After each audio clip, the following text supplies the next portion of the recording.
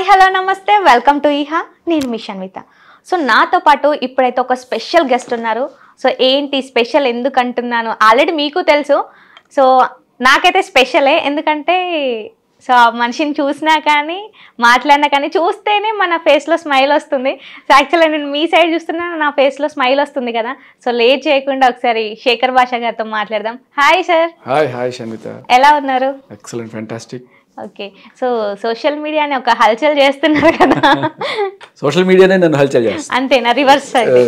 Okay, so బేసిక్గా శేఖర్ భాష interviews అని సెర్చ్ చేస్తే సంథింగ్ వేరే ఏదో వస్తుంది. సో అదంతా కాదు, మీ జర్నీ రావాలి అండ్ మన ఇంటర్వ్యూ రావాలి. సో మీరు ఏం చేస్తారో తెలియదు. మీరు ఫస్ట్ నుంచి ఇప్పటి వరకు ఏమేమి చేశారో ఏంటి అది మొత్తం స్టోరీ మొత్తం మాకు కావాలి. సో మీ లైఫ్ జర్నీ తెలుసుకోవాలని ఉంది మాకు.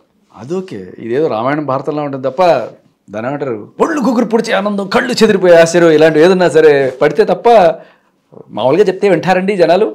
ఏదో హడావిడి ఉండాలి. మీకు ఇది సెర్చ్ చేస్తే రావాలంటే ఇప్పుడు మీరు లేచి శేఖర్ ఏదైనా చేయాలి హడావిడి. So just kidding.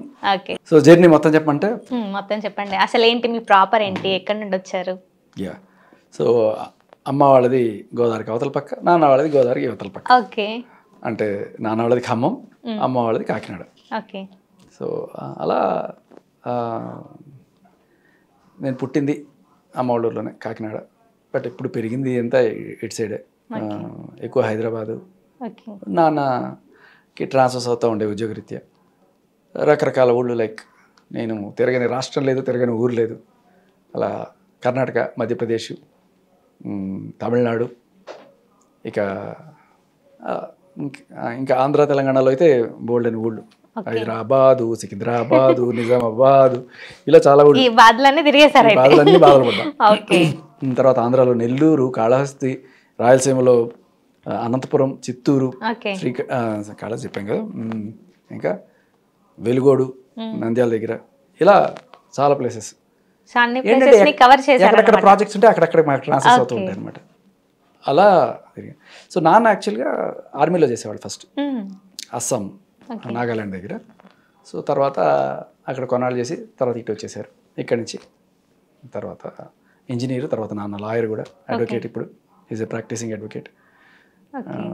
ఎక్కువ ఇంజనీరింగ్ కేసెస్, ఇన్ఫ్రా కేసెస్ అవి చూస్తుంటారు. అది ఆయన ప్రొఫైల్. ఇక నేను అలా అటు తెలంగాణ, ఆంధ్ర, రాయలసీమ అన్ని భాషలు, మనకి తమిళ్, కన్నడ అన్నీ కూడా సుపరిచితం అయిపోయినాయి. ఇలా తిరుగుతూ ఫైనల్గా నెల్లూరులో 10th ఇంటర్ అయిపోయింది. తర్వాత ఇంజనీరింగ్ కోసం అప్పుడు ఇక్కడ సీట్ రాక మైసూరు పోయాం. మైసూరు యూనివర్సిటీలో ఇంజనీరింగ్. అంటే నాన్న చెప్పారా ఇంజనీరింగ్ చేయమని, లేకపోతే మీకే ఉండేదా? అప్పట్లో ఇంక వేరే ఆప్షన్ ఏమంటే మనకి ఇంజనీరింగ్ పోవాల్సిందే. సో నాకు యాక్చువల్లీ ఆప్షన్ అడిగాను నాన్నని గట్టిగా. నాకు మ్యాథ్స్ ఇష్టం బాగా, బీఎస్సీ మ్యాథ్స్ చేస్తాను, అక్కడే ఉంటాను, అది నెల్లూరులోనే చేసుకుంటాను అని చెప్పి అడిగినప్పుడు లేదు ఇంజనీరింగ్ చేయాలి అని చెప్పి పంపించారు. అప్పుడు ఫస్ట్ టైం అక్కడ కంప్యూటర్స్ ఇవన్నీ కూడా పరిచయం అవడం. ఆ computer, I like computer also. So అలా కంప్యూటర్ ప్రోగ్రామింగ్ వాటిలో బాగా ఇప్పటికీ ప్రోగ్రామింగ్ చేస్తాను నేను. సో అలా మైసూరు 4 ఏళ్ళు ఇంజనీరింగ్ అయిపోయింది. ఇంజనీరింగ్ అయిపోయిన తర్వాత అప్పట్లోనే మనకి మీడియాలో అంటే సినిమా తీయాలని కోరిక అనమాట. మంచి సినిమా తీయాలని, సినిమాలు చూసి ఇది ఇక్కడ ఇట్లా తీసుంటే బాగుండు, అట్లా తీసుంటే బాగుండు అని చెప్పి నేను అలా అనుకునేవాడిని. ఆ టైంలో ఇంజనీరింగ్ చేస్తూ ఉండగానే మధ్యలో ఈ సెమిస్టర్ హాలిడేస్ వచ్చినప్పుడు, లేకపోతే కొన్నిసార్లు అవకాశం దొరికితే ఎగ్గొట్టి హైదరాబాద్ రావడం, వచ్చి ఇక్కడ అంటే మళ్ళీ మా ఇంట్లో వాళ్ళకి తెలియకుండా ఇక్కడికి వచ్చి వేరే చోట ఎక్కడో ఉండి అక్కడ డైరెక్టర్ని వాళ్ళని వీళ్ళని కలిసి సార్ ఎక్కడైనా అసిస్టెంట్ డైరెక్టర్గా తీసుకోండి అన్నట్టుగా అడిగి, ఏం చేస్తున్నావు అని అడిగేవాళ్ళు. ఇంజనీరింగ్ సార్, సెకండ్ ఇయర్, మూసుకొని పని చేసుకో, అయిపోయాక వచ్చి కనబడు. వీళ్ళెవరు నాలో ఉన్న టాలెంట్ అర్థం చేసుకోవట్లేదు అనుకునేవాళ్ళు. బట్ వాళ్ళందరూ పాపం మంచిగా చెప్పేవాళ్ళు, చదువుకునేవాడిని నాశనం చేయకూడదని చెప్పి. సో అలా ఒకసారి కృష్ణవంశీ గారిని కలిసారు, ఫస్ట్ కలిసింది ఆయన్ని. సో అలా నా దగ్గర ఆల్రెడీ అప్పటికి 8-12 మంది అసిస్టెంట్ డైరెక్టర్లు ఉన్నారు, వెళ్ళి పాప పని చూసుకొని చెప్పి పంపించారు. అయినా సరే మళ్ళీ వచ్చి ఇప్పుడు ఇలా వద్దంటున్నారు కాబట్టి వేరే రకంగా ఏదైనా సరే ట్రై చేద్దాం, ఏదో రకంగా ఎంట్రీ కొట్టాలి అని చెప్పి అక్కడ హీరోకి కానీ లేకపోతే ఆర్టిస్టులు కానీ కావాలంటే అందరికీ ఫోటోలు వేయడం, ఒక చోట ఫోటో తీసుకోవడం, దాని వెనకాల ఫోన్ నెంబర్ రాయడం, నా సార్ టేక్ ఇట్ అని చెప్పి అన్ని ఆఫీసులకి వేసేయడం, మళ్ళీ వెళ్ళిపోవడం. అలా చేసాం కొన్నాళ్ళు. ఆఖరికి న్యూస్ ఛానల్స్ కూడా వదల, ఇలా న్యూస్ రీడింగ్కి వాటికి ఏం పడినా కూడా ఆర్టీవీ ఊటీవీ అన్నిటికీ వేసేసాం. సో కొన్నిసారి పిలిచారు, ఇప్పుడంటే స్ట్రైట్నింగ్ చేసారు, అప్పుడు మొత్తం టపూరి జుట్టు ఉండేది. సో ఆ జుట్టుకి సెట్ అవుతుంది బాబు అని చెప్పి న్యూస్ ఛానల్ వాటికి పెద్ద చేసేవాళ్ళు కదా. సరే ఒకనొక మంచి సినిమా ఆఫర్ వచ్చినట్టే వచ్చి జస్ట్ అలా మిస్ అయింది కొద్దిలో. తర్వాత సరే అంటే షూటింగ్ అయిపోయింది, ఇంకా నేనే హీరో. మూవీ అంటే ఇది జయం సంథింగ్ ఆ మూవీనేనా? Oh my god, yeah. Okay. So సరే వచ్చినట్టే వచ్చి మిస్ అయింది కొంచెం. ఇంకా బాగా హోంవర్క్ చేశారండి మీరు? ఎలా తెలుసు మీకు? అలా తెలుసుకున్నాం మీరు వస్తున్నారనేసి. సరే అదంతా ఇంజనీరింగ్ చేస్తూ చేసిన చేష్టలు. అవి అయిపోయిన తర్వాత కూడా ఏదో అప్పుడప్పుడు ఏదో సీరియల్స్కి లేకపోతే ఇలా పండగ ఎపిసోడ్లకి చిన్న చిన్నవి తీస్తుండేవాళ్ళు కదా అప్పట్లో. ఇప్పుడు ఆల్మోస్ట్ 20 ఏళ్ళ బ్యాక్ సిచ్యువేషన్ ఇది. ఎగ్జాక్ట్లీ 20 ఏళ్ళు దాటేసింది. ఆ టైంలో ఏదో చిన్న చిన్న సీరియల్స్ అవన్నీ వస్తే వచ్చేసి ఒక 4 ఎపిసోడ్లు చేసేసుకుని మళ్ళీ కాలేజ్కి వెళ్ళిపోవడం. బ్యాక్గ్రౌండ్ ఆర్టిస్ట్ కాదు, మెయిన్ ఓకే. మేబీ మీరు పుట్టుంటారా మరి, నాకు అంటే 2005 ఆ టైంలో మేబీ మీరు 5 కూడా కాదు, ఇంకా కొంచెం 2004-3 ఆ టైంలో, 2003 వేసుకోండి. ఆ టైంలోనే ఇంజనీరింగ్ చేసి ఇటు రావడం, ఇక్కడ వేస్తే ఒక చిన్న దీంట్లో నా ఫస్ట్ నోటబుల్ ఇదనమాట. అది అదేంటంటే శిల్పా చక్రవర్తి గారు యాంకర్ ఉన్నారు కదా, ఆవిడకి ఒక బాయ్ ఫ్రెండ్ క్యారెక్టర్గా చేశాను. 4 రోజులు జస్ట్ అంటే సెలవుల్లో రావడం, కనబడడం, మళ్ళీ వెళ్ళిపోవడం. అప్పుడు బేసికలీ నేను సమీర్ గారు ఐడియా ఉన్నారు కదా, యాక్టర్ సమీర్ గారు, శిల్పా చక్రవర్తి గారు, వీళ్ళిద్దరూ పేరు అనమాట, భార్యాభర్తలు. ఆయన మీద ఏదో కోపం వచ్చి ఆయన ఉడికించడానికి ఈవిడ నన్ను పిలిపిస్తుంది అనమాట. సో 2-3 సార్లు బైక్లో అట్లా రౌండ్లు వేయడం, ఇటువంటి సీన్లు ఏవో ఉంటాయి అనమాట. ఆ బైక్లో ఆవిడని ఎక్కించుకొని తీసుకెళ్తూ ఎక్కడో గుద్దేస్తాను, నన్ను తీసుకెళ్ళి పోలీస్ స్టేషన్లో పెట్టేస్తారు, పోలీసులు నన్ను అరెస్ట్ చేయడం వెళ్ళాలి. అప్పటిదాకా ఆవిడ నా బైక్లో తిరుగుతుంది కదా, నేను ఒక గర్ల్ ఫ్రెండ్ టైప్ ఫీల్ అవుతుంటాను. పోలీస్ స్టేషన్లో నా తమ్ముడు లాంటి వాడని చెప్తే నా గుండె పగిలిపోయి వెళ్ళిపోతాను. సో అలా అట్లా రియల్గా ఎప్పుడైనా జరిగిందా మరి మీకు? లేదు, అదృష్టవశాత్తు నాకు సిస్టర్స్ అనేవాళ్ళు హాస్పిటల్లో తప్ప ఎక్కడా లేరు. సో అలా జరిగింది. ఆ తర్వాత వెళ్ళిపోయాం. మళ్ళీ అలాగే ఫోటోలు వేసుకుంటుంటే ఈ జెమినీ మ్యూజిక్ అప్పుడు ఆదిత్య టీవీ వచ్చేది, దాంట్లో పిలిచారు. వీడి వంకటింకర జుట్టుతోటి వీడు మనకి కరెక్ట్ అని చెప్పి, అంటే మ్యూజిక్ ఛానల్ కదా కొంచెం ఆ టపోరీ లుక్ సెట్ అయినట్టుంది. పిలిచారు. ఒక 4 రోజుల పాటు ట్రైనింగ్ అయింది. తర్వాత బండకి ఇచ్చారు.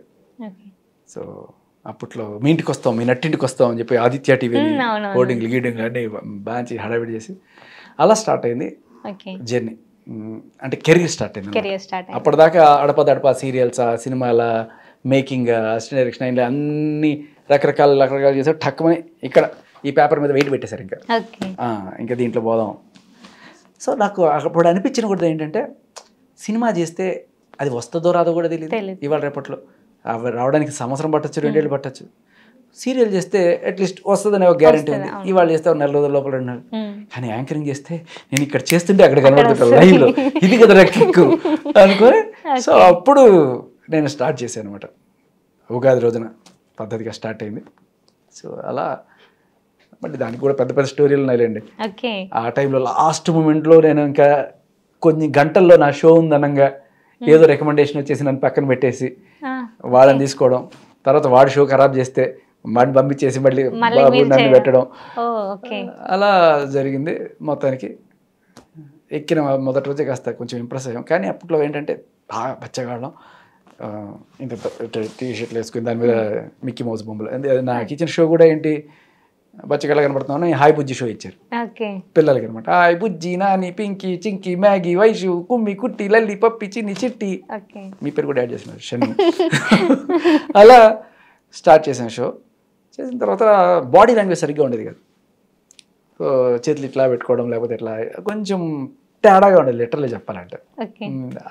కంటెంట్ బాగున్నా బాడీ లాంగ్వేజ్ సెట్ అయ్యేది. మామూలుగా బాగానే ఉంటుంది బాడీ లాంగ్వేజ్, కానీ కెమెరా పెట్టి లైట్లు వేయగానే అది రకమైన ఒక చిన్న సిగ్గుతో కూడిన భయం వల్ల వచ్చిన వీడియో లాంటి మౌనం వల్ల అలా వేసుకోవచ్చు. ఏం చేయాలో అర్థం కాలే వాళ్ళకి. సరే కంటెంట్ బాగుంది, బాగా జోకులు గీకులు బాగున్నాయి, స్పాంటేనియస్ బాగుంది, కానీ ఇది ఒక్కటే ఏం చేయాలని చెప్పి వాళ్ళు ఏం చేశారు, నాకు ఒక క్యూబ్ ఇసిరేశారు. సో అది తిప్పుకుంటూ లేకపోతే ఒక బాల్ ఒక బొమ్మ ఏదో చేతిలో పట్టుకుంటే ఏదో ఒకటి అలా కొంతవరకు కంటిన్యూ. ఒక 3 నెలలకి కాస్త కాన్ఫిడెన్స్ రావడం, బాడీ లాంగ్వేజ్ మార్పు చెందడం. ఒక 6 నెలలకి అప్పుడు కాస్త అప్పుడు కొన్ని విమర్శలు కూడా వచ్చాయి, ఏంటి ఇది తేడా లాంగ్వేజ్ ఇది అనుకునేవాళ్ళు. బట్ ఒక 3 నెలల్లో సెట్ అయిపోయాం. తర్వాత అప్పటి నుంచి ఇంకా పెద్ద షోలు రావడం, లైక్ అంకితం, తర్వాత మార్నింగ్ కాఫీ అని న్యూస్ షోలు, న్యూస్ అనాలిసిస్, ఇవన్నీ కూడా చేస్తూ అలా అప్రతిహత జైత్రయాత్ర మొదలైంది. అది స్టార్ట్ అయిన కరెక్ట్ ఒక సంవత్సరానికి అప్పట్లోనే ఎఫ్ఎంస్ హడావిడి మొదలైంది హైదరాబాద్. అలా ఒక ఎఫ్ఎంలో అదే బిల్డింగ్లో జెమినీ వాళ్ళ సిస్టర్ కన్సర్న్ ఎఫ్ఎంలో మనకి అవకాశం వచ్చింది. సో అప్పుడు అంటే అప్పటిదాకా ఒక సంవత్సరంలో 9 నెలలు అనుకుంటా, 9 నెలల్లో వచ్చిన పాపులారిటీ నాకు ఎఫ్ఎంలో జస్ట్ వితిన్ 1 వీక్ 1 మంత్ లోపల వచ్చేసింది. దానికి కారణం ఏంటంటే కెవ్వు కేక. ఈ వర్డ్ ఫస్ట్ టైం మన హైదరాబాద్లో ఒక ఊత పదం లాగా తయారైంది. దానికి కారణం ఏంటంటే నేను నా షో పేరే యాక్చువల్లీ కెవ్వు కేక పెట్టుకుందాం అని చెప్పి నేను ప్రపోజ్ చేశాను ఆ స్టేషన్ ప్రోగ్రామింగ్ హెడ్కి. ఇవి కొంచెం పెట్టిగా ఉంది ఫస్ట్ టైం అన్నమాట వాళ్ళు వినడం ఈ వర్డ్. కెవ్వు కేక అంటారా, కెవ్వు కేక అదో రకంగా ఉంది, ఏదో ఆర్తనాదాలు ఇలాగా ఉన్నాయి. కెవ్వుకేక అంటే లేదు సార్, ఇది వర్కౌట్ అవుతుంది సార్, నాకు ఒక గట్ ఫీలింగ్ ఉంది సార్, ఎందుకంటే నేను నలుగురితో మాట్లాడుతున్నప్పుడు ఇది క్యాచ్ అవుతుంది సార్, వర్డ్ ట్రెండ్ అయ్యే అవకాశం ఉంది అని చెప్పినప్పుడు నో నో నో అని ఒప్పుకోలే. ఆఖరికి ఆయన రీసెర్చ్ చేశాడు ఆఫీస్లో అందరిని పిలిచి, ఇది ఎట్లా అని చెప్పండి అంటే కొంతమంది బాగుందని, కొంతమంది బాగుంది. He is not convinced. కాకపోతే నా మీద కొంచెం గౌరవం లేకపోతే అటువంటి వాటి వల్ల మరీ నువ్వు అని చెప్తే వీడు హర్ట్ అవుతాడు ఏమని అనుకున్నాడు. ఒక పని చేయరా, నువ్వు నీకు ఈ షో టైటిల్ పెట్టను, ఇది నువ్వు క్యాప్షన్ లా పెట్టుకో, నీకు ట్యాగ్ లైన్ లాగా పెట్టుకో, అంతేగాని నువ్వు షో పేరు పెట్టు అని చెప్పి షో పేరు ఏం చేశారంటే తెల్లారిందో మామ అని పెట్టారు. అప్పట్లో శంకర్ దాదా ఎంబీబీఎస్ హల్చల్ నడుస్తుంది. సో నా పేరు కూడా శేఖర్ దాదా అని పెట్టారు, శంకర్ దాదా లాగా దగ్గరగా పెట్టారు. సో శేఖర్ దాదా కెవ్వు కేక, ఇది మన శేఖర్ దాదా అనే నా పేరు, కెవ్వు కేక అనేది ట్యాగ్ లైన్. అసలు ఏ రేంజ్లో వైరల్ అయిందంటే ఆ కెవ్వు కేక, కెవ్వు కేక కెవ్వు కేక శేఖర్ మామ అని చెప్పి. అలా అప్పట్లో ఏంటంటే ఒక గంట షో చేసేది నేను. ఆ గంటలో బ్రెయిన్ టీజర్స్ అడిగేవాడు అనమాట. సో అప్పట్లో చిన్న చిన్న చిలిపి ప్రశ్నలు అనమాట. 2 ఫ్రూట్స్ కలిపితే మన ఛాయ్ తాగినట్టు, ఏంటి ఆ ఫ్రూట్స్? 2 ఫ్రూట్స్ కలిపితే ఛాయ్ తాగినట్టు. అరటి కలిపితే ఫుల్ టీ కదా. అవును, అరటి అంటే బనానా కదా. చిన్న చిన్నవి అన్నీ ఇవే ఉండేవి అనమాట. షో మొత్తం ఇలా చిలిపి ప్రశ్నలే ఉండేవి. మీరు ప్రపంచంలోనే అతి చిన్న పేరు గల ఊరేది అని అడిగాను. అంటే క్లూ ఏంటంటే మన వైజాగ్ దగ్గర అందరూ వెళ్ళాలనుకునే ఊరు. వైజాగ్ దగ్గర ఏముంది? అందరూ వెళ్ళాలనుకునే ఊరు, ఒక ఊటీలాగా, ఒక కొడైకెనాల్ లాగా. వైజాగ్ దగ్గర ఉండేది ఏంటి? అరకు. ఓకే. కూ అనేది ఫుల్గా రాయకుండా అరకు మొత్తం కూడా రాయకర్లా, సగం కూ రాస్తే సరిపోతుంది. ఇటువంటివి అనమాట. ఓకే. సో అలా స్టార్ట్ అయ్యి బాగా క్లిక్ అయ్యి సంవత్సరం తిరగకుండానే మంచి national award range India radio farm award వచ్చింది. తర్వాత ఇంకా నెక్స్ట్ వేరే ఛానల్ బిగ్ ఎఫ్ఎంలో జంప్, ఇంకా బెటర్ ప్యాకేజ్, సో ఇటు రావడం జరిగింది. అప్పటి నుంచి ఇంకా సోషల్ కాజెస్ కోసం వీటి కోసం కూడా అక్కడ అప్పటిదాకా ఓన్లీ ఎంటర్టైన్మెంట్ కూడా ఉండేది. బిగ్ ఎఫ్ఎంలో జరిగిన తర్వాత ఏంటంటే ఎంటర్టైన్మెంట్తో పాటు అప్పుడు 4 గంటల షో ఇచ్చారు. సో నేను డివైడ్ చేసుకున్నా. ఫస్ట్ అవర్ కొంచెం ఆస్ట్రో ఇవన్నీ కూడా, సెకండ్ అవర్ ఇట్లా మనకి పబ్లిక్ సంబంధించిన సివిక్ కంప్లైంట్స్, మా ఏరియాలో కరెంట్ పోయింది, మా ఏరియాలో దోమలు ఎక్కువగా ఉన్నాయి, ఇక్కడ రోడ్లో గుంటలు ఉన్నాయి, ఇలాంటివన్నీ కంప్లైంట్ తీసుకోవడం, మన అథారిటీస్కి ఫార్వర్డ్ చేసి ఏదో ఒకటి అయ్యి చూడడం. తర్వాత 9 to 10 ఇది సరదాగా ఈ చిలిపి ప్రశ్నలు. తర్వాత 10 to 11 సినిమా కబుర్లు. ఇలా 4 గంటల ఫుల్ షో. అది బాగా క్లిక్ అయింది. దాని తర్వాత అక్కడి నుంచి మళ్ళీ ఆ షోకి కూడా అవార్డు రావడం. ఆ నెక్స్ట్ అలా నాన్ స్టాప్గా ఒక 5-6 సార్లు బ్యాంగ్ ఆన్ అవార్డులు అనమాట. ఇంకా ఒక పక్క టీవీ, ఒక పక్క రేడియో. మార్నింగ్ ఏమో రేడియో, ఈవినింగ్ ఏమో టీవీ. ఇలా 2 పడవల మీద కాళ్ళు వేసుకుంటూ దాదాపు ఒక 15 ఏళ్ళ పైన చేశాను.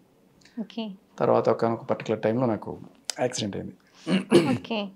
యాక్సిడెంట్ అయ్యి ఇక్కడ చెక్కులు వేసిపోయింది ఇట్లా మొత్తం.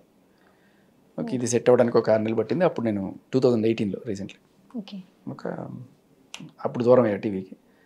ఇంకా స్లాట్లు అన్నీ ఫుల్ అప్ అయిపోయినాయి. ఇంకా తర్వాత నేను కూడా ట్రై చేయలేదు మళ్ళీ వెనక్కి వెళ్ళడానికి. ఆ తర్వాత Covid. So I mean to FM కంప్లీట్గా. ఎఫ్ఎంలో ఉంటున్నాయి. ఇంకా అడపదడప వేరే షోస్ ఇప్పటికి కూడా ఎఫ్ఎంలో చేస్తూ తర్వాత commentary, cricket commentary, kabaddi commentary ఇవి కూడా చేస్తూ ఉంటాను అప్పుడప్పుడు. మొన్న రీసెంట్గా పీకేఎల్కి చేశాను. అంతకుముందు ఇండియా వెస్ట్ ఇండీస్ ఇంటర్నేషనల్ సిరీస్కి. ఇవన్నీ కూడా అలా చేసుకుంటూ సాగుతుంది జీవితం. మధ్యలో ఇప్పుడు జరుగుతున్న phase. Okay, so first starting payment ఎంత ఉండేది మీకు? 5,500 అనుకుంటా. ఓకే, 5,500 నుండి స్టార్ట్ అయింది. అదేంటి గంటకి? ఓకే, గంట కంటే ఇలా ప్రతిరోజు నెల రోజులు చేస్తే అంటే 30 గంటలకి. Okay okay okay. సో ఇప్పుడు ఎంత ఉంది మరి? అయ్యాడు. ఓకే, దానికి డబుల్ అనుకోవచ్చా? ట్రిపుల్? ఇంకెక్కువ ఉంటుంది అంటే అప్పుడు 30 గంటలు చేస్తే వచ్చింది. ఇప్పుడు గంట చేస్తే ఎంత వస్తుంది? బాగా వస్తుంది. ఓకే, సో ఇప్పటికి 20 years పైన అవుతుంది అనుకుంటా కదా? 20 టీవీలో దగ్గర 20 years, రేడియోలో 18 years. ఓకే, సో రేడియోలో చెప్పింది మీరు ఎక్కువగా అరే ఇది ఈ మూమెంట్ భలే ఉందిరా అనుకున్న మూమెంట్ ఏదైనా ఉందా? రేడియోలో నేను నాన్ స్టాప్గా 100 hours మ్యారథాన్ చేశాను. ఓకే, కొన్ని కాజెస్ కోసం చేశాను. లైక్ త్రో ప్లాస్టిక్ అని ఒక ఉద్యమం. నాన్ స్టాప్గా 4 రోజులు నిద్రపోకుండా కంటిన్యూస్ షో అనమాట. రికార్డ్ అది. సో అదొకటి. తర్వాత ఇంటర్నెట్ యూసేజ్ అంటే అప్పట్లో అన్నిటికీ క్యూలు, సినిమా టికెట్ క్యూలు, ప్రతి దానికి క్యూలు ఉండేవి. అసలు క్యూలు వద్దు, ఇంటర్నెట్ మనం స్మార్ట్గా ఎలా వాడచ్చు, తప్పుగా కాకుండా స్మార్ట్గా ఇంటర్నెట్ని ఎలా వాడాలి అనే దాని గురించి ఒక పెద్ద మ్యారథాన్ చేసాం. ఆన్ వీల్స్ అంటే రేడియో స్టేషన్ని ఒక వ్యాన్లో పెట్టేసి మొత్తం ఒక పెద్ద గ్లాస్ డోర్స్ ఉన్న ఒక క్యాంటర్, దాంట్లో బ్యూటిఫుల్గా సిటీ మొత్తం తిరుగుతూ అలా ఒకటి. తర్వాత సేవ్ ద లేక్ అని చెప్పి హుస్సేన్ సాగర్ని పాడు చేసేస్తున్నారు, దీన్ని మనం ఆపాలి అని చెప్పి అప్పట్లో దానికోసం ఒక 100 గంటలు మ్యారథాన్. టోటల్గా స్టేషన్ మొత్తం 2 బోట్లలోకి పెద్ద స్టీమర్స్ లాంటివి పెట్టి దాంట్లో సెటప్ చేసి మొత్తం తిరుగుతూ అక్కడే 4 రోజులు హుస్సేన్ సాగర్లో చేసాము. అప్పట్లో రాజమౌళి గారు వచ్చారు గెస్ట్గా. రాజమౌళి గారు ఇంకా వాళ్ళ టీం అంతా అప్పుడు మర్యాద రామన్న హడావిడి నడుస్తుండే.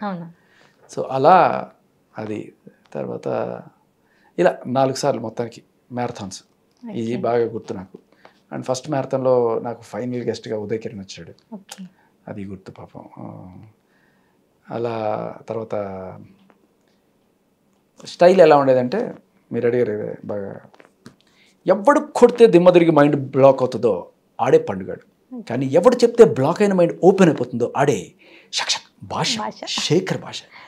నేనే నేను ఒక్కసారి చెప్తే 100 సారీలు చెప్పినట్టు. సారీ కాదు, సారీలు అనమాట. ఇలా కామెడీగా. సో రకరకాల క్వశ్చన్స్, ఇలాగ చిలిపి క్వశ్చన్స్ మీకు కొన్నిసార్లు కొంచెం ఎడ్జీగా కూడా ఉంటాయి. ఎలా అంటే రీసెంట్గా అడిగిన ఒక క్వశ్చన్, రమా సుమ అని అక్క చెల్లెలు ఉన్నారు. అయితే అక్కేమో రమ, చెల్లెలేమో సుమ. సంబంధాలు వస్తున్నాయి అక్కకి. ఫస్ట్ అక్కకి పెళ్లి చేసేది. అయితే ఈ సుమ ఏం చేస్తుంది, బయటికి వెళ్ళి అక్క గురించి ఊళ్ళో అంతా ఈవిడికి ఇల్లీగల్ అఫైర్స్ ఉన్నాయని చెప్తుందట. ఎందుకు?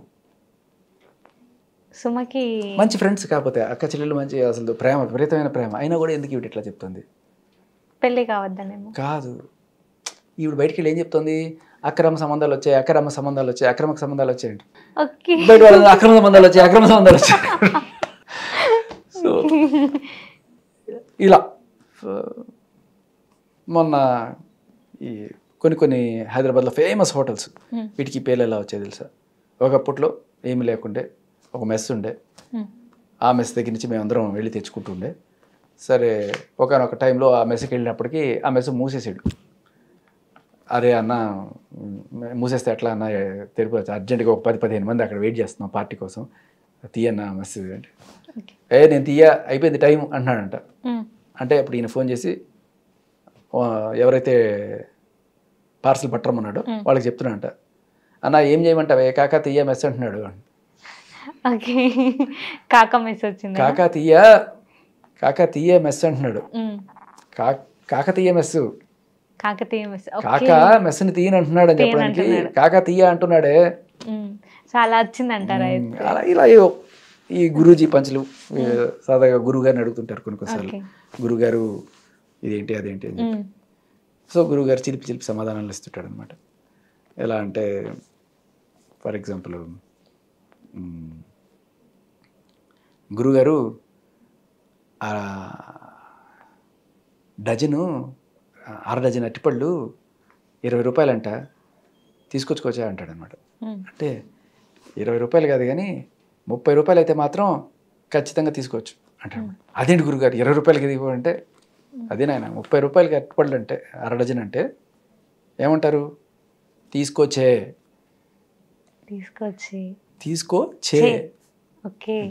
6 తీసుకొచ్చే.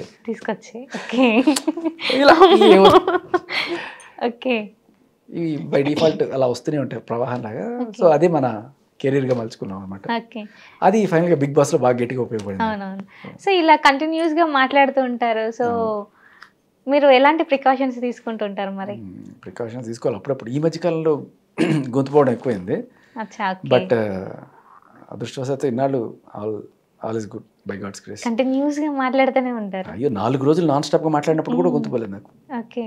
సో అదొక్కటి పక్కన పెడితే ఇప్పుడు డైలీ అంతా మాట్లాడుతూనే ఉంటారు కదా ఏదో ఒక టాపిక్ గురించి, మీకు తలనొప్పి ఏం రాదా? రాదు అస్సలు.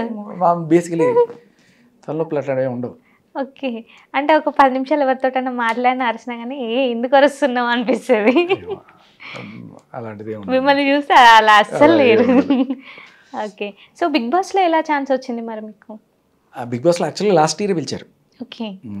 పిలిచినప్పుడు ఇది ఇంటర్వ్యూ అయింది. బట్ ఏదో నాకు వాళ్ళకి టర్మ్ సెట్ కాల. బట్ ఈసారి సెట్ అయింది. బట్ ఈసారి యాక్చువల్లీ లాస్ట్ టైమే హాయిగా ఉండేది, వెళ్తే బాగుండు అనిపించింది సీజన్ 7కి. బట్ సీజన్ 8కి నాది చాలా క్రుషియల్. ఒక పక్కేమో ఈ హడావిడి నడుస్తుంది, రాజతరుణ్ ఇది నడుస్తుంది, ఇంకో పక్కేమో మా ఆవిడ ప్రెగ్నెంట్, తనకి డెలివరీ ఎక్స్పెక్టెడ్ ఉండింది. ఈ 2 వారాల్లో డెలివరీ పెట్టుకుని ఇప్పుడు బిగ్ బాస్కి పోవాలా, కరెక్ట్గా మీరు ఎప్పుడు అడగాలో కరెక్ట్ ఎప్పుడు అడగకూడదో అప్పుడే అడుగుతారు అనుకున్నా. సో అలా సరే ఇంట్లో అంతా డిస్కస్ చేసిన మా ఆవిడ ఇంకా వెళ్ళు బాగుంటుంది. సో ఉండాల్సిందేమో మీరు లాస్ట్ వరకు. 2 weeks లోనే వచ్చేసారు. అది కూడా మళ్ళీ 2 week అయిపోయాను నేను. బట్ అది కూడా నేను సెట్ అయ్యేవాడినేమో కానీ లాస్ట్ 2 days లో కొంచెం నర్వస్ అనిపించింది. అంటే అది ఓకే. దానికి కారణం ఏంటంటే అక్కడ మనకి డేటు టైము ఏమి తెలియదు. సరే ఏదో లెక్క పెట్టుకుంటున్నాను, ఇవాళ రేపు టెంటేటివ్గా డెలివరీ ఉండాలి, నాకు ఏ విషయం తెలియట్లేదు. ఆ టెన్షన్లో ఉండే నేను. ఏం చెప్పట్లేదు ఏంటి బిగ్ బాస్, ఎవరు నన్ను కన్ఫెషన్ రూమ్లోకి పిలిస్తే నా కోసం పిలిచారా, డైరెక్ట్గా కాకుండా ఇండైరెక్ట్గా చెప్పిస్తారా ఏంటి, ఇలా ఉండేది. కానీ మొత్తానికి అనుకున్నారా అసలు బయటకు వస్తాను నేను, లేదు ఇక్కడే ఉంటానని ఏమని అనుకున్నారా? నేనా ఉండేవాడిని, నాకేం పెద్ద నిజాన్ని చెప్పాలంటే అందరికన్నా నేనే బతికేయగలను.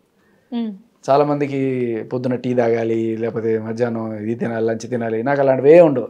ఆకలిస్తే ఏది ఉంటే అది నోట్లో వేసుకోవడం, బతికేయడం అలా ఉంటుంది. ఆఖరికి నేను అక్కడ పచ్చి బియ్యం, కందిపప్పు పచ్చిది, కొత్తిమీర పచ్చివి అన్ని పచ్చివి తినేసేవాడిని. ఓకే.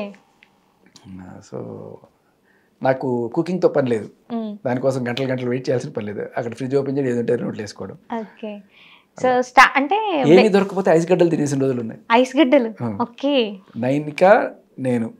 నైనిక కూడా హ్యాబిట్, కొంతమందికి ఐస్ గడ్డలు తినే హ్యాబిట్ ఉంటుంది. సో ఇద్దరు చక్కగా కర కొనుక్కో తినేసేప్పుడు. ఓకే.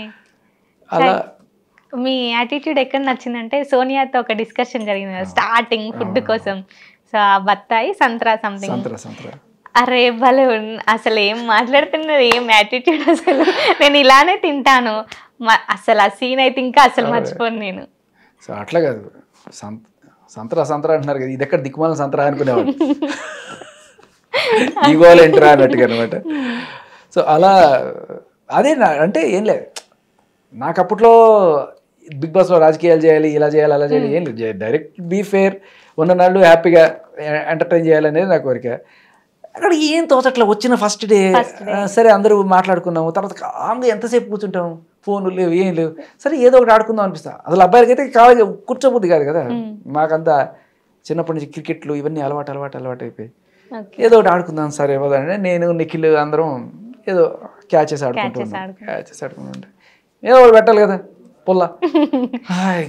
తినే వస్తువులతో ఎలా ఆడుకుంటారు, రైతన్న పండించింది, రైతన్న అంటే ఎవరు, ఇలా ఏదో చెప్తే నాకు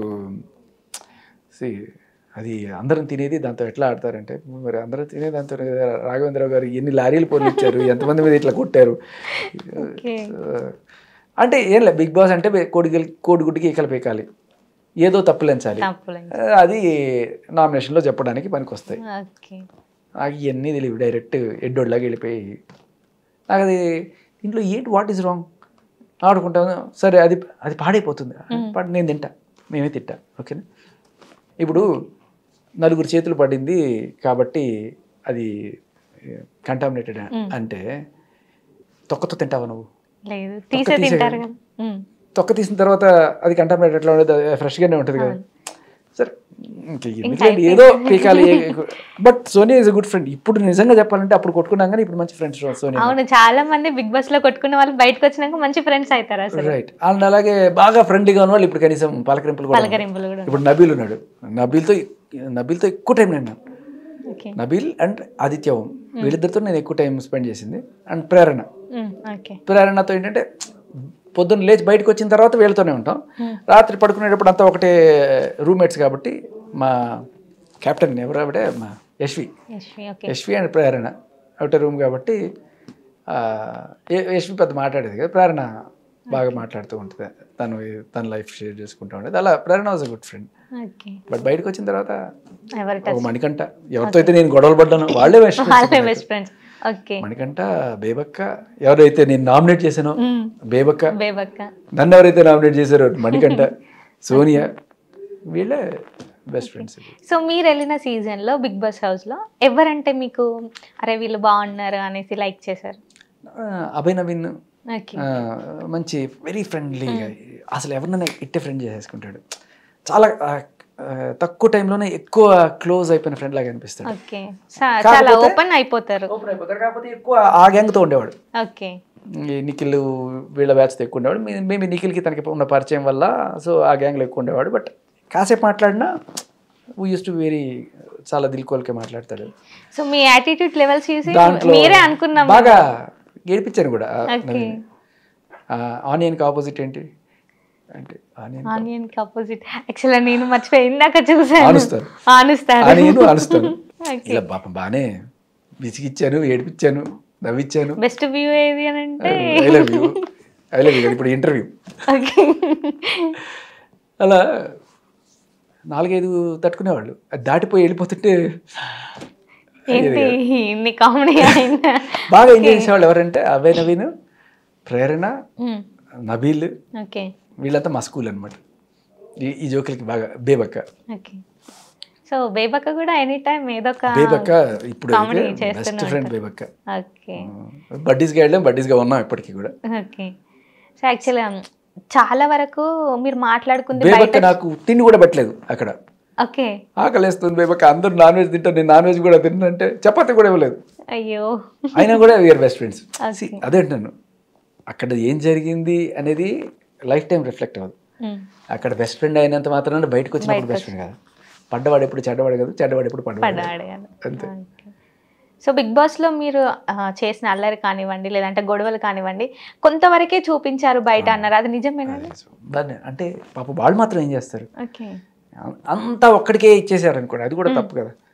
మనం నాన్ స్టాప్ చేస్తూనే ఉంటాం జోకులు, అప్పుడు పాప మిగతా వాళ్ళు కూడా అన్నీ అయిపోయినట్టు అనిపిస్తుంది కదా. దాంట్లో నేను బాగా చేసిన అల్లర్లో మిస్ అయింది ఏంటంటే ఆదిత్య ఓంతో ఒక చిన్న ప్రాంక్ చేశారు, ఉంటే బాగుండు అనిపించింది. మిగతా వాళ్ళని మిస్ అయినా కూడా అదేంటంటే ఒక 3 బ్యాచ్లు చేశారు కదా, అందులో ఒక బ్యాచ్కి కూల్ డ్రింక్స్ వచ్చినాయి, అదే పల్పి ఆరెంజ్ వచ్చినాయి, మాకు లేదు. సో మా క్లాన్కి పల్పి ఆరెంజ్ లేదు.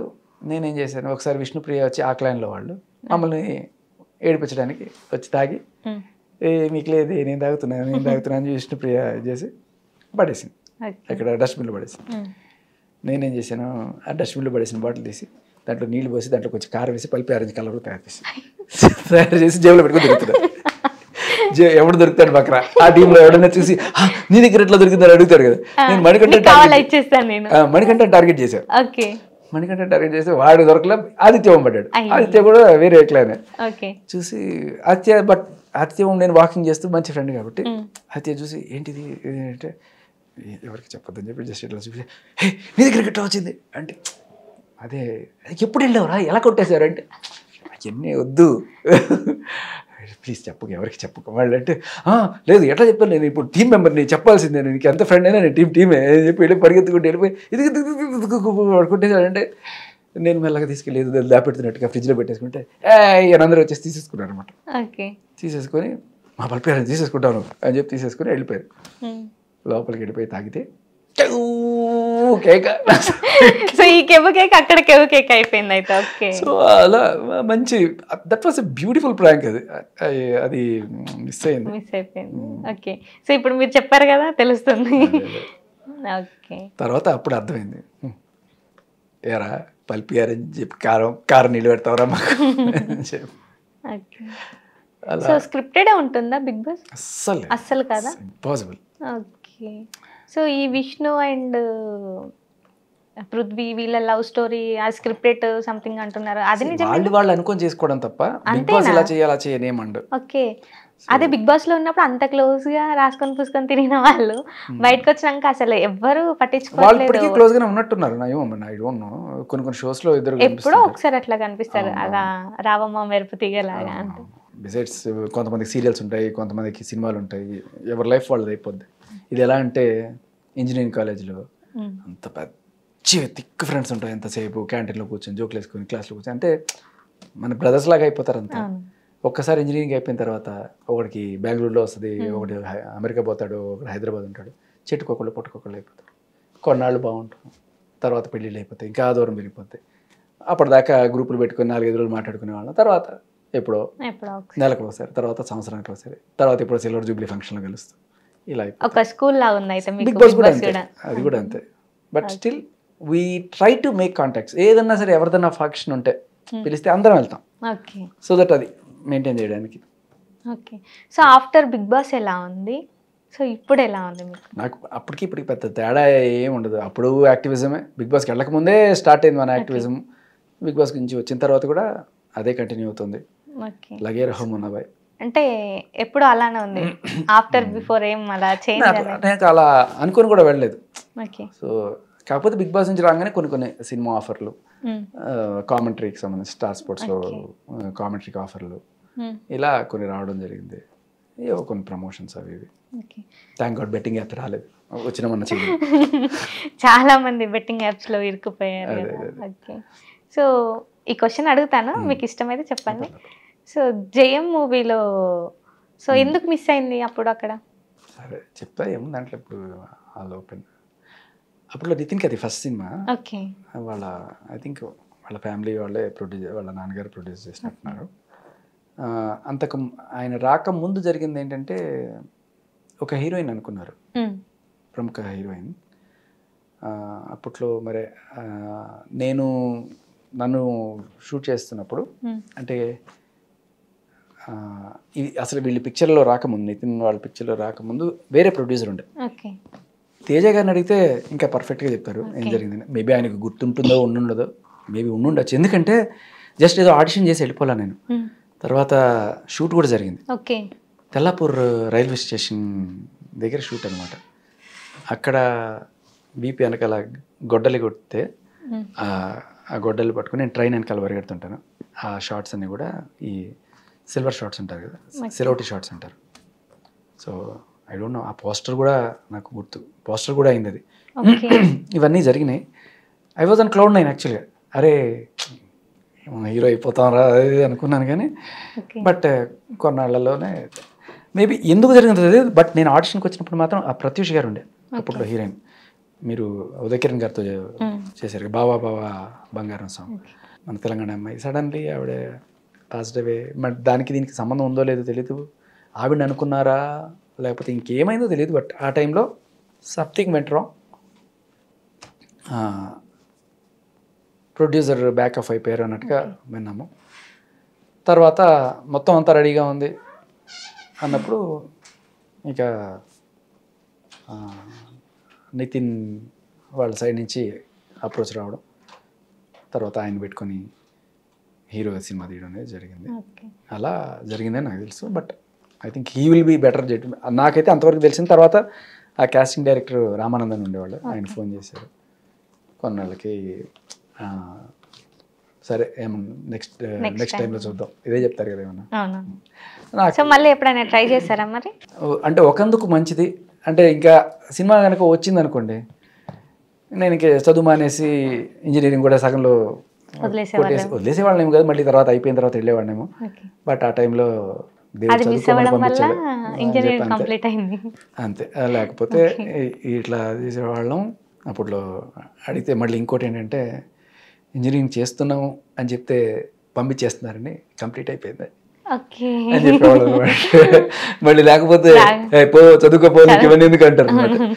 కంప్లీట్ అయిపోయింది అని చెప్పేవాళ్ళం అనమాట. తర్వాత అలా సరే అప్పుడు నాకు కొంచెం బాగా హర్ట్ అయ్యి మన జాతకంలో లేదురా పోయి అలాగే వచ్చి రెండు మూడు మిస్ అయినవి ఉన్నాయి అనమాట. ఇంకా నాకు రాసి పెట్టలేదులే, ఏది ఏళ్ళు నడిచిన ఏదో గట్టిగా నడుస్తున్నట్టుందని చెప్పి వెళ్ళిపోయి శుభ్రంగా కొన్నాళ్ళు అసలు ట్రై చేయలే. ఎక్కువ వచ్చింది అనమాట ఇండస్ట్రీ మీద, మనకి లేదని చెప్పి.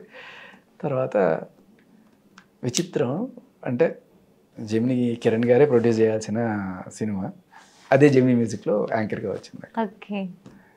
ఏదో అలా రాసి పెట్టి ఉంటుంది అంతే. సో అక్కడ మిస్ అయింది, ఇక్కడ వచ్చేసింది అన్నమాట. యాక్టర్ కాకపోయాం, యాంకర్ అయ్యాం. సో యాక్టర్ ఇప్పుడు ట్రై చేస్తున్నారా మరి? ఇప్పుడు మూవీస్ వచ్చాయన్నారు కదా, ఛాన్సెస్? అంటే మేబీ మన సెట్ కావాలో ఏదో అనుకున్నాను నేను. తర్వాత కొంచెం చేసే ఛాన్స్ ఉందా లేదంటారా? వస్తే ఉంది ఒకటి చెప్పే కదా, బిగ్ బాస్ తర్వాత వచ్చిన ఆఫర్ ఉంటుంది. అవి మోస్ట్ లైక్లీ జూలైలో సెట్కి వెళ్ళే అవకాశం, most likely July. Okay. So ఏదైనా కొంచెం హింట్ ఇస్తారా? ఏం మూవీ, ఎవరు హీరో, ఏంటి? పర్లేదు, మొత్తం చెప్పలేను కానీ కొంచెం చెప్పండి. It's a thriller genre. దాంట్లో మేబీ అంటే ఒకవేళ ఇదంతా అనుకున్నట్టయితే ఆదిత్య ఓము అండ్ నేను దాంట్లో లీడ్స్లో కనబడబోతున్నాం. ఇద్దరు వస్తున్నారు అయితే. ఓకే. సో అండ్ తర్వాత ఇప్పుడు ఇన్ కేస్ మీరు ఇచ్చే రాకపోతే ఇంజనీరింగ్ చేసి జాబ్ అదంతా అటే ఉండేవాళ్ళ, లేదంటే సంథింగ్ ఏదన్నా గోల్స్ ఉండేవా? లేదు, ఇంజనీరింగ్ అయిపోయిన తర్వాత కూడా నేను బయటకు వచ్చి ఫస్ట్ కొన్నాళ్ళు ఎలగబెట్టా జాబ్ ఎలగబెడుతూ ఒక పక్క ఇది 2 పడవలుగా చెప్పాలంటే 3 పడవల మీద ఒక పక్క ఏదో రెండింటి మీద వేస్తే ఎటొక్క దిక్కు అయిపోతే 3 మీద వేసానా? ఇది రెండో పడవ. నేను యాక్చువల్లీ ఇప్పుడు నేను ఏదైతే ఆర్జే ఉన్నానో నేను అనుకుంది కాదు, ఏ రోజు ఆర్జే అవుదాం అనుకో. అసలు ఆర్జే అంటే ఏంటో కూడా నాకు సరిగ్గా తెలియదు అప్పట్లో. బట్ ఒక యాంకరింగ్ బాగా మాట్లాడుతున్నావు కదా, దీంట్లో కూడా ట్రై చేయొచ్చు కదా. అదే బిల్డింగ్లో వచ్చిన రేడియో స్టేషన్ కాబట్టి రా నువ్వు కూడా ఒకసారి ఆడిషన్ చేయండి, బాగుంది కమర్ రేపటి నుంచి వచ్చాయి అన్నట్టుగా అయిపోయింది తప్ప నాకు అసలు అప్పుడులో కూడా ఒకనొక సిచ్యువేషన్లో నేను వేరే కంపెనీకి మారినప్పుడు, అంటే బిగ్ ఎఫ్ఎంకి వచ్చేసాను. బిగ్ ఎఫ్ఎంకి వచ్చేసిన తర్వాత కూడా ఇది వేరే బ్రాండ్, ఇది వేరే బ్రాండ్, నువ్వు టీవీలో కనిపించకూడదు అన్నప్పుడు నేను ఐ మేడ్ ఏ డిసిషన్. టీవీలో నేను వినిపిస్తాను, ఇక్కడ ఓన్లీ వినిపిస్తాను, అందుకని నేను అది వదులుకోను అని చెప్పి కూడా అన్నప్పుడు ఇంకా సరే మొత్తానికి ఏదో ఒక కాంప్రమైజ్ జరిగి నువ్వు టీవీ కూడా చేసుకో బాబు, రేడియో కూడా చేసుకో అని చెప్పి అన్నారు. సో అలా 2 కంటిన్యూ చేస్తున్నా. కాకపోతే అప్పట్లో నేను ఎక్స్పెక్ట్ చేయలే radio is even bigger than TV అని. సో నాకు టీవీలో సంవత్సరం చేస్తే వచ్చింది, నాకు రేడియోలో నెల చేస్తే ఆ పాపులారిటీ, శాలరీ వైజ్ కూడా ఇట్స్ లైక్ టూ గుడ్ అనమాట. టీవీతో కంపేర్ చేసుకోలేం. Radio is bigger. ఎందుకంటే ఇప్పుడు మీరు గమనిస్తే టీవీ ఛానల్స్ మనకి హైదరాబాద్లో శాటిలైట్స్ కావచ్చు లేకపోతే యూట్యూబ్ ఛానల్ వందలు ఉంటాయి. బట్ మీరు ఎఫ్ఎం రేడియోస్ తీసుకుంటే 6 ఉన్నాయి అంతే. సో ఇవి ఎన్నైనా పెరగచ్చు. టీవీ ఛానల్స్కి అలా వచ్చేస్తుంది లైసెన్స్. టీవీ ఛానల్ లైసెన్స్కి మీకు ఎంత అవుతుంది, but FM channel license easy కాదు. So it's like FM is huge, చాలామందికి తెలియదు అది. సో నాకు కూడా అప్పుడు తెలియక వదిలేసుకునేవాడిని. అదృష్టం బాగుండేదో వాళ్ళు వండిచ్చారు 2 పక్కల. అలా అప్పుడు నాకు కొన్నాళ్ళకి రియలైజ్ అయ్యాను, I think radio is very big అని చెప్పి. సో ఇంట్లో ఏమన్నారు మరి? మీరు ఇంట్లో చెప్పకుండా కూడా వచ్చి ఆడిషన్స్ చేశారు కదా, సో ఇంట్లో తెలిసినప్పుడు? అయినాయి, అటెండెన్స్ షార్టేజ్లు వచ్చినాయి, ఇంటికి నోటీసులు వెళ్ళినాయి, ఓకే, అన్నీ అయిపోయాయి.